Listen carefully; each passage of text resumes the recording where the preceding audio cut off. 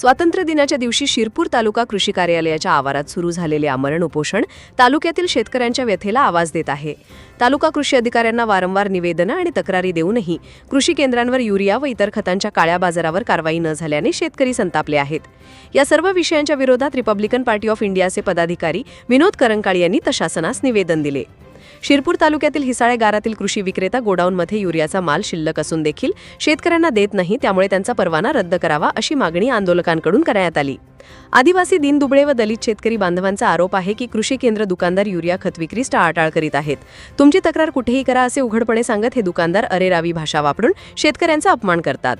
शेतकऱ्यांचे म्हणणे आहे की तालुका कृषी कार्यालयाची कारवाई शून्य असल्याने काळा बाजार माजला आहे. युरिया व खतांची कृत्रिम टंचाई निर्माण करून शेतकऱ्यांना अडचणीत आणले जात आहे. या प्रकाराने खरीप हंगामाच्या तोंडावर शेतकरी चिंतेत असून पीक उत्पादनावर परिणाम होण्याची भीती आहे. उपोषणकर्त्यांनी स्पष्ट इशारा दिला आहे की जोपर्यंत काळा बाजार करणाऱ्या कृषी केंद्रांवर ठोस कारवाई होत नाही तोपर्यंत हे उपोषण लोकशाही मार्गाने सुरूच राहील. शेतकऱ्यांच्या या संघर्षाकडे तालुका कृषी कार्यालय आणि प्रशासन किती गंभीरपणे पाहते हे आगामी दिवसात स्पष्ट होणार आहे.